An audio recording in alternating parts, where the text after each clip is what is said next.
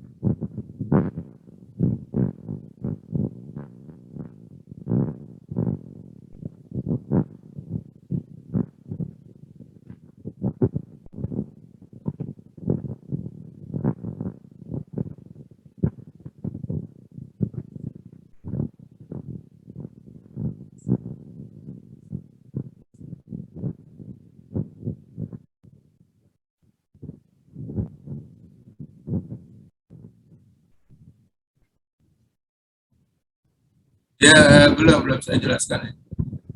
Jadi nanti karena kalian baru 13 orangan. Nah, jadi untuk soal nomor 2 ini ya, ini kan kita ada 5 waktu itu, ada 5 alternatif, yaitu alternatif A, alternatif B, alternatif C, alternatif D, dan alternatif E. Masing-masing datanya adalah katakanlah alternatif A itu investasi awalnya 4.000 ya. Ini satuannya bisa dalam jutaan, bisa mata uang rupiah atau mata uang dolar, ini tidak masalah. Di ilustrasinya misalkan ini nanti alternatif A itu datanya adalah 4.000 ya. Lalu nanti ini investasi awal. Lalu ada annual net cash flow. Jadi soalnya cash flow tahunannya annual ya, ini sebesar 639. 639 ini positif, net ya, artinya sudah net. Lalu alternatif B investasi awalnya katakanlah 2.000. Lalu annual net cash flow-nya 410. Alternatif C katakanlah 6.000. Lalu annual net cash flow-nya 761. Alternatif D investasinya 1.000, annual net cash flow-nya 117. Lalu dan terakhir alternatif E ya, itu 9.000, annual net cash flow-nya adalah 765. Lalu yang diketahui adalah yang lain adalah semua ini memerlukan pelayanan atau katakanlah umur proyeknya sampai dengan 20 tahun. Jadi polanya sampai 20 tahun ke depan. Di mana investasi awal, lalu juga ini data-data net cash flow-nya, pendapatan tahunannya sebesar ini. Lalu diketahui yang lain adalah minimum attractive rate of return-nya, artinya perusahaan menginginkan paling tidak dia punya balik modalnya itu atau minimum atraktif rate of return-nya itu 6%. Jadi sebetulnya perusahaan juga tidak muluk-muluk, artinya tidak besar-besar sekali. Ini juga bisa karena kondisi perekonomian yang masih memang setelah belum naik gitu, sehingga memang kebijakannya untuk suatu proyek dia hanya punya minimum atraktif, artinya punya kebijakan minimum pengembalian modal sebesar 6%. Ini kita diminta untuk menganalisa mana alternatif yang terbaik dengan menggunakan incremental ya, dengan menggunakan pola-pola perbedaan investasi dari seolah incremental itu dari yang kecil ke yang besar. Sehingga ini penyelesaiannya adalah seperti ini soalnya sama ya. Lalu paling tidak kita coba menghitung masing-masing alternatif ini itu IRR-nya ya, IRR lalu present worth ya, artinya nilai sekarangnya berapa, lalu juga IRR ya, paling nggak ada dua itu, sehingga kita mengetahui semua alternatif ini seperti apa identifikasinya ya. Jadi setelah diadakan analisa didapat ringkasan alternatif teknologi akses data, jadi seolah ini sudah kita tabulasi nilai biasanya pola kriteria net present value dan IRR untuk masing-masing proyek ini. Net present value atau katakanlah ini kita sebut sebagai net present worth gitu ya, atau present worth sama saja. Nah, jadi dua baris teratas ini investasi dan uniform annual ini seolah data-data yang ada. Jadi uniform annual ini sama saja dengan net cash flow yang annual gitu ya. Karena dia kita setarakan, kita uniformkan gitu. Jadi seolah per tahunnya dia sebesar 639 untuk alternatif A. Sehingga untuk mencari present worth ini kan kita bisa pakai tabel ya. Seolah kalian bisa coba cari PW-nya, ini sebetulnya sudah cari ya, ini pendekatan. Mungkin nanti kalau kalian hitung ada koma-koma, cuman ini langsung dibulatkan gitu. Jadi ini present worth ini ada keterangannya, katakanlah P karena investasi ini berarti minus ya, misalkan ini nanti minus 400.000 ditambah A hanya positif ya, ini karena uniform annualnya ini pendapatan tahunan gitu. Jadi dia uniform berarti ini annual ya, dia ditambah A lalu dikalikan faktor nilai sekarangnya. Artinya kalau ada cash flow tahunan kita mau konversikan ke nilai sekarang berarti dikali dengan P per A, I persen, N gitu. Nah kebetulan I-nya kita masih pakai yang IMAR ya, I minimum attractive rate of return. Ini kita coba hitung kondisi awal, kita identifikasi ya. Sehingga nanti didapat katakanlah net present worth atau present worth-nya ya. Ini kalkulasinya kan harusnya misalkan kalau kalian hitung satu-satu berarti ini untuk mendapatkan net present worth-nya adalah 4.000 minus ya. Nanti ditambah 639 dikalikan dengan faktor P per A, 6%, 20. Nah, faktor P per A 6%, 20 ini itu kalau kalian lihat tabel ada 11,4699. Ya nanti 39 ini kali 11,4699 didapat kurang lebih 7.729. Nah, nanti dikurang 4.000 kurang lebih 3.330 ini sudah dibulatkan gitu. Lalu begitu pula untuk yang alternatif B, kita cari net present value-nya atau net PW-nya ya. Nanti kalau kalian cari berarti minus 2000 ditambah 410 dikali faktor P per A, 6%,20. Berarti ini nanti 410 kalau kalian cari faktor P per A-nya kalian bisa ya di tabel gitu ya. Bisa tabel apa? Tabel bunga. Misalkan ini pakai yang 6%.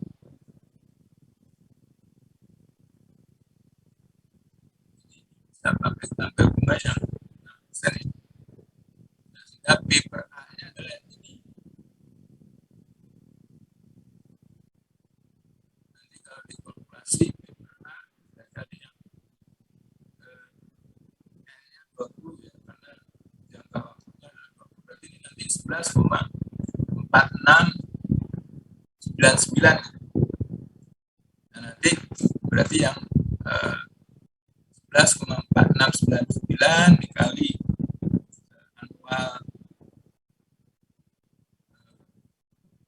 annual uniformnya, uniform annualnya 410, nanti dikurang 2000, nanti kurang lebih didapat 2702 gitu. Ini kita bulatkan jadi 2700.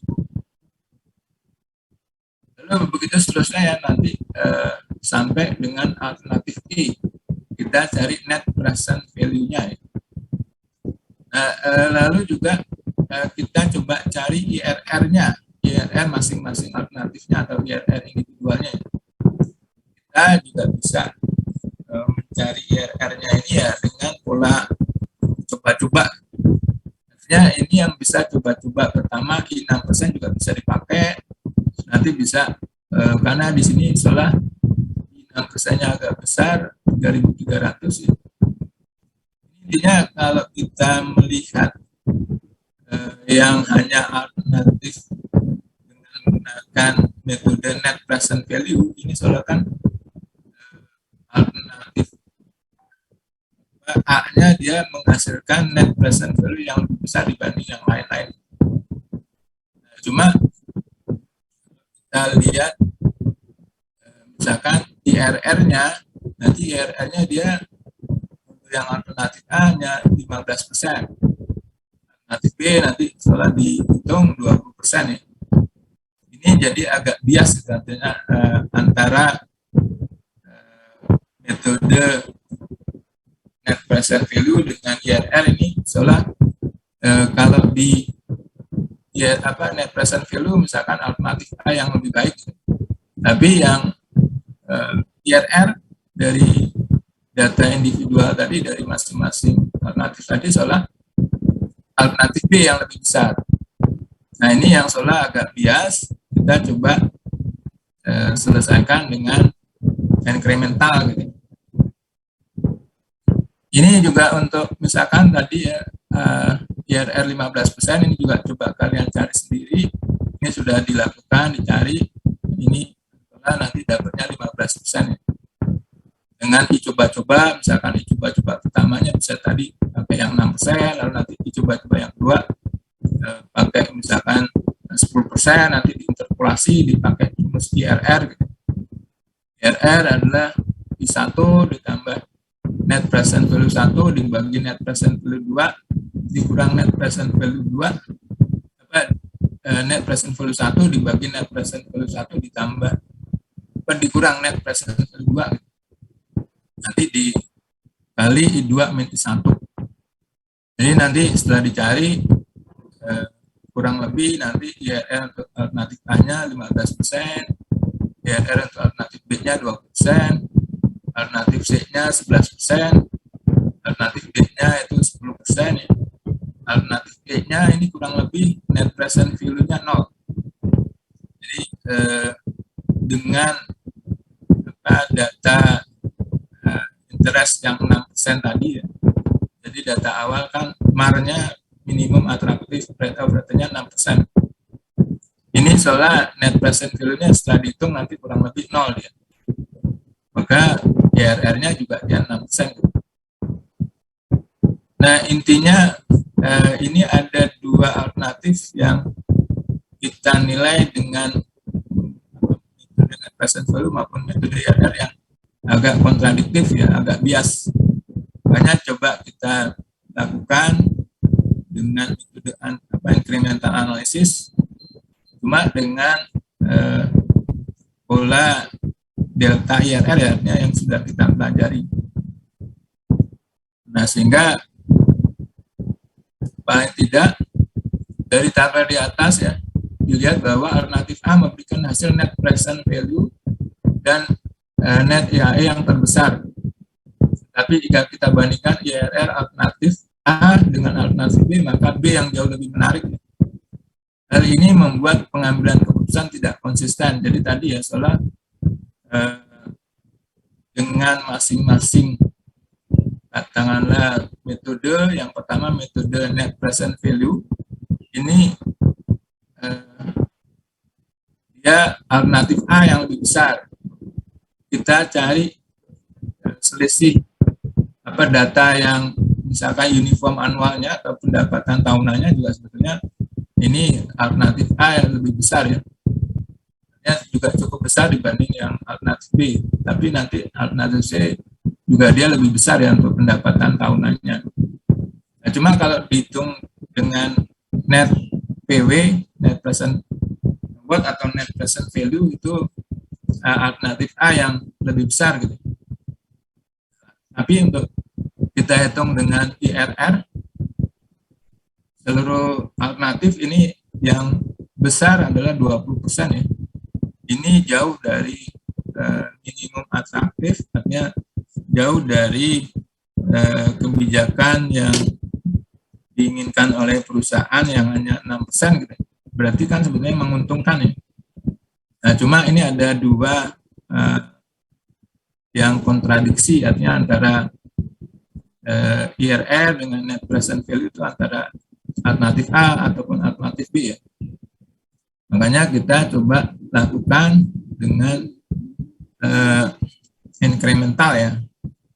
Nah, langkah pertama, urutkan alternatif berdasarkan nilai investasinya dari urutan yang terkecil ke yang terbesar ya. Jadi kalau kita urutkan investasi dari katakanlah kasus yang awal, jadi investasi yang terkecil ini adalah alternatif D, dia 1.000 ya. Lalu setelah itu alternatif B 2.000, alternatif A 4.000, C 6.000 dan E 9.000 ya. Jadi ini kita coba urutkan alternatif yang investasinya terkecil sampai yang terbesar. Jadi ini nanti didapat D, B, A, C, dan I ya. Jadi datanya ya, urutan investasi yang dari terkecil ke yang terbesar adalah D, B, A, C, dan I gitu. Maka nanti coba kita selesaikan langkah demi langkah ya. Misalkan kita coba selesaikan antara B dan D. B dan D ini mana yang kita pilih, lalu setelah itu antara A dan B ya, mana yang kita pilih, lalu nanti antara C dan A, dan terakhir C, D dan C ya. Nah, sehingga ini langkah yang kedua, kita coba bandingkan ya antara masing-masing alternatif yang sudah kita urutkan dari investasi yang terkecil ke yang terbesar ya.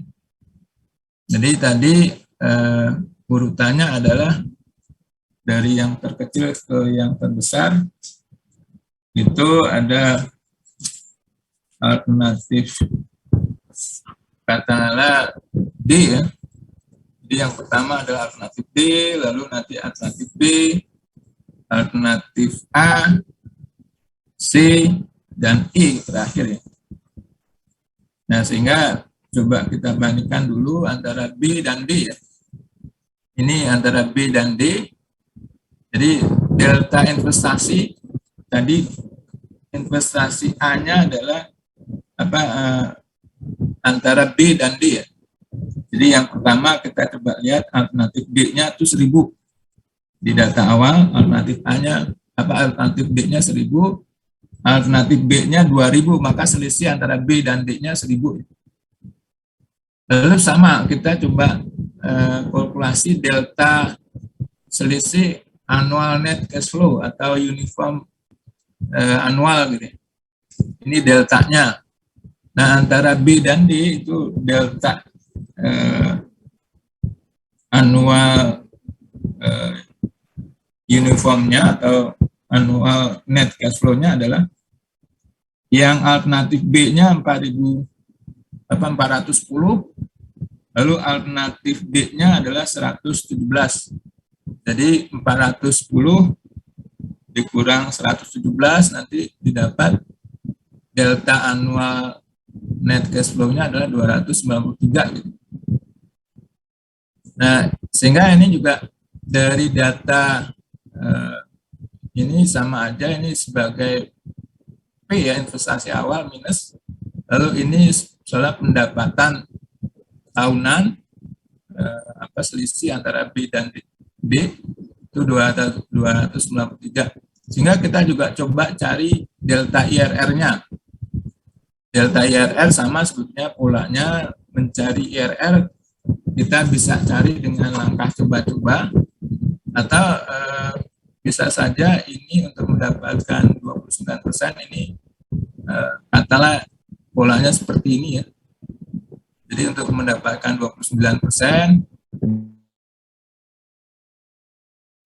selisih antara katakanlah nilai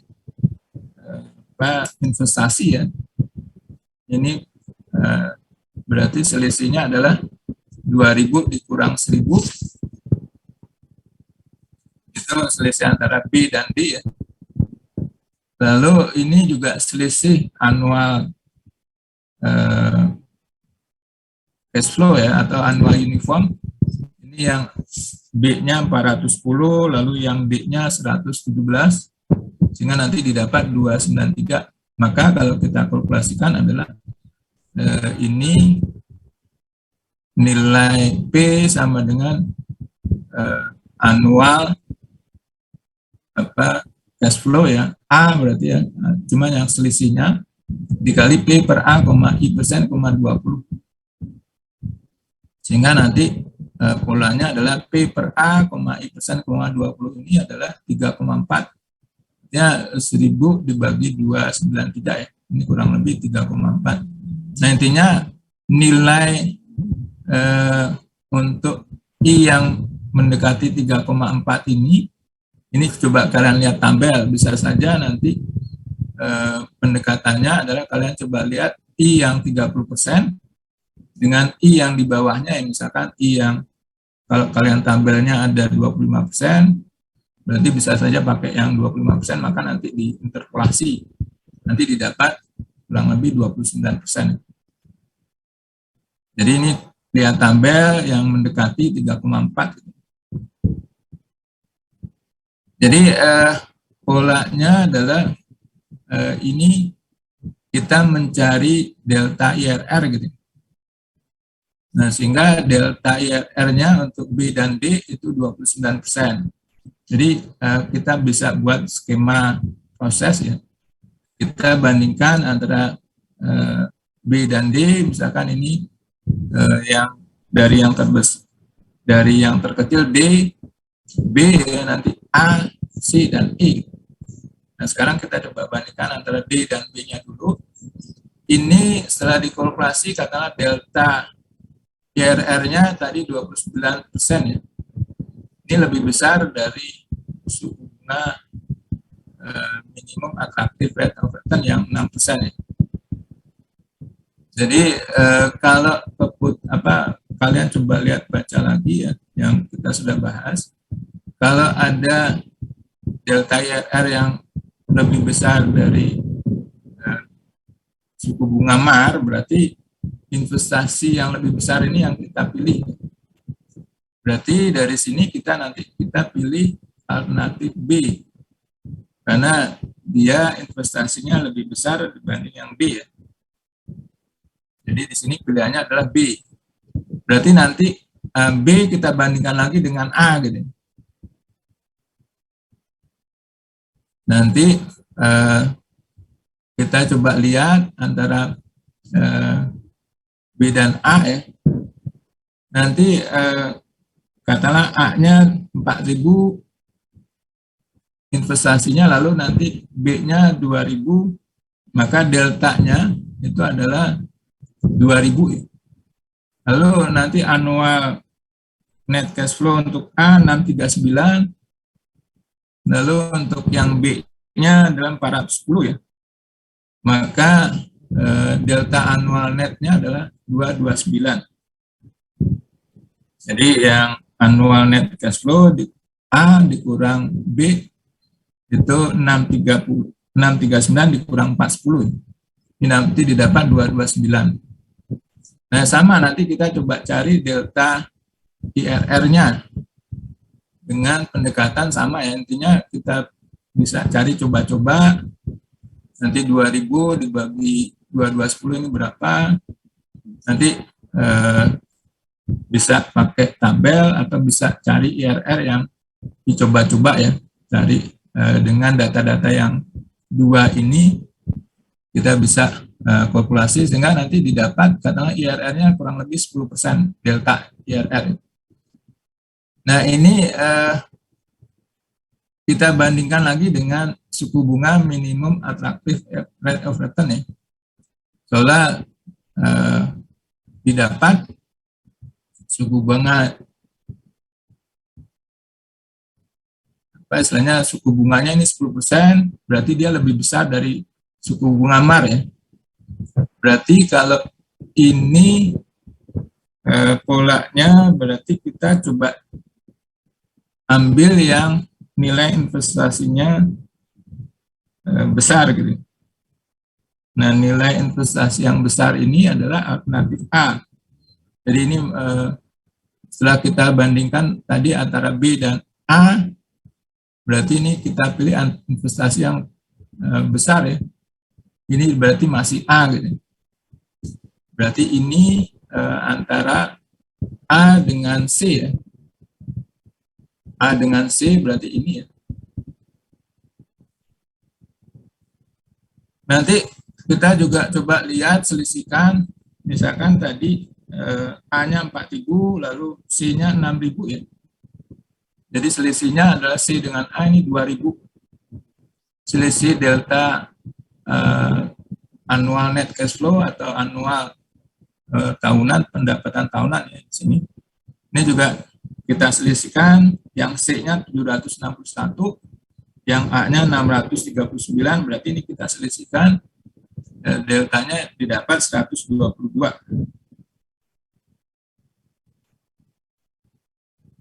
Jadi C dan A ini ya 761 dikurang 639 ya, kurang lebih 122. Nah, nanti ini juga kita cari IRR-nya. Kata di sini penamanya adalah delta IRR antara C dan A. Kurang lebih nanti dikalkulasi didapat 2%. Ini nilainya di bawah MAR, di bawah minimum attractive rate of return.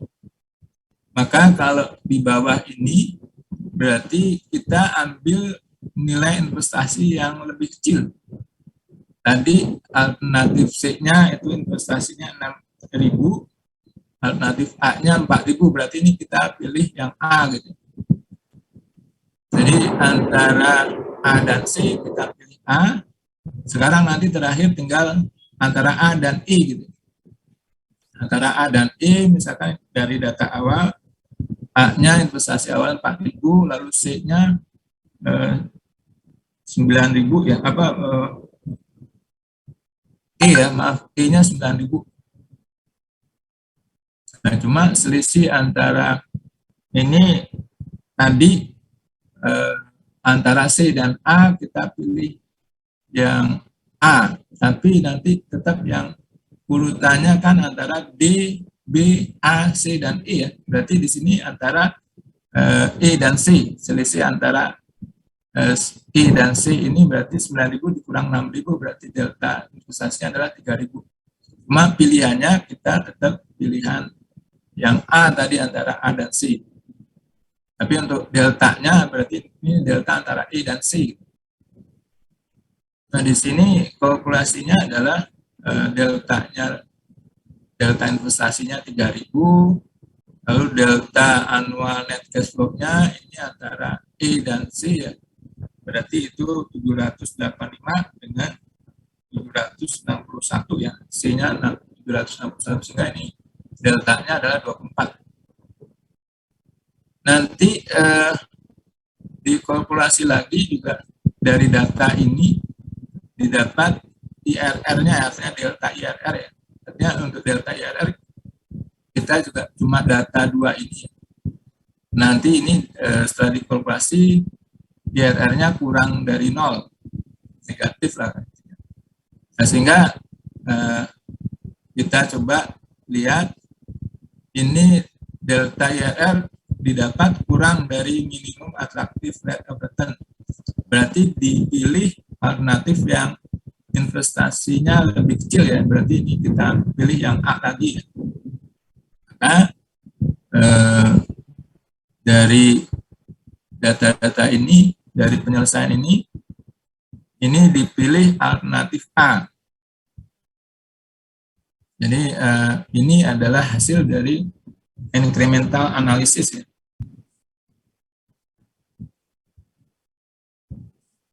Jadi ini pola penyelesaiannya ya.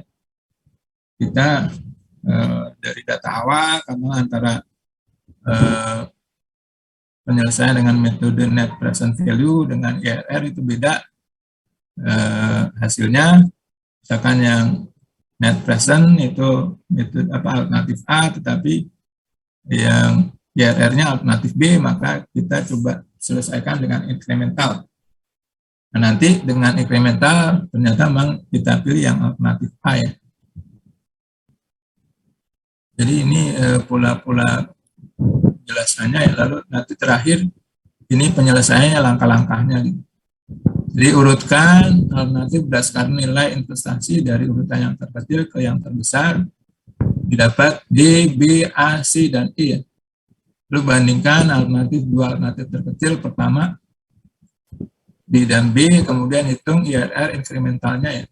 Cuma sebelum ini seharusnya memang kita coba cari data-data dengan masing-masing individu ya, artinya data untuk penyelesaian dengan masing-masing metode katakanlah. Tadi untuk metode net present value nilai alternatif A yang terbesar, lalu yang IRR alternatif B yang sebetulnya lebih baik ya. Baru nanti setelah itu kita bandingkan antara dua alternatif yang terkecil pertama ya. Setelah itu kita hitung delta IRR-nya ya. Lalu bandingkan IRR incremental kalau dia delta IRR-nya dengan MAR ya. Kalau polanya misalkan tadi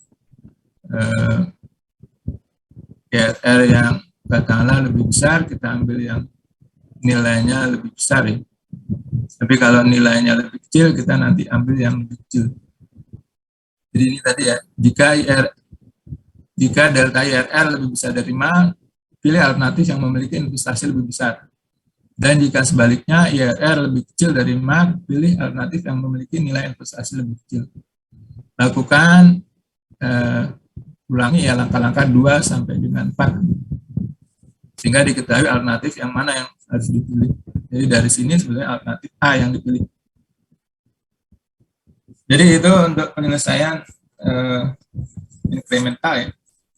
Jadi kalian penyelesaiannya tidak, polanya tidak tabulasi ya, tapi kita memilih alternatif.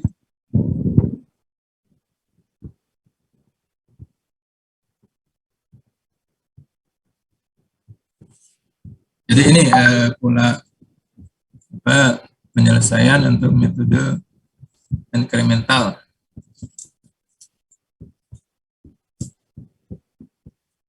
Ada pertanyaan mungkin? Kalau untuk yang lain, soal-soal yang lain kelihatannya nggak ada masalah ya. Hanya masalah untuk inkremental aja. Kemarin agak beda dengan yang sudah kita jelaskan.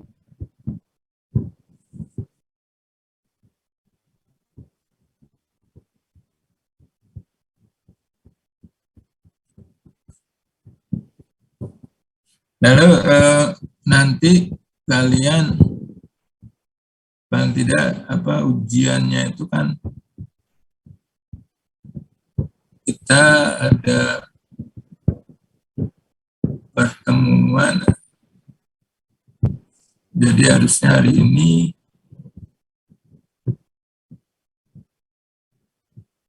tanggal 6 ya, tanggal 6 ya, jadi minggu depan masih ada lagi. Ini yang coba, makanya saya coba kasih tugas untuk kelompoknya. Jadi coba kalian nanti coba saya cari, saya ketikkan gitu. Jadi ini untuk yang materi penyelesaian ini coba saya kirim grup WA ya. Nanti bisa kalian juga pelajari ya, langkah-langkahnya. Ini polanya diambil yang biasanya ringkasan-ringkasan, padahal sebetulnya kalau mencarinya juga agak lama.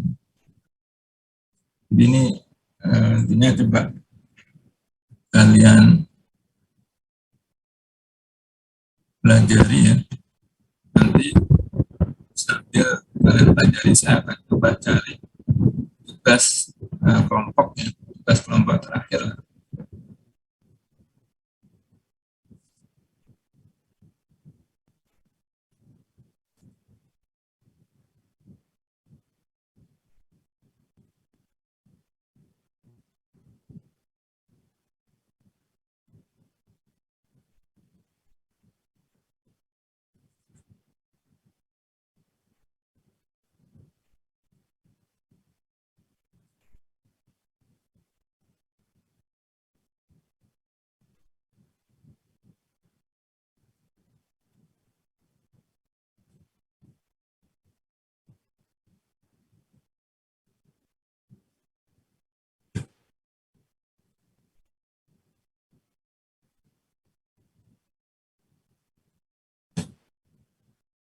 Jadi nanti saya coba tuliskan tugas kelompok, tugas terakhir ya.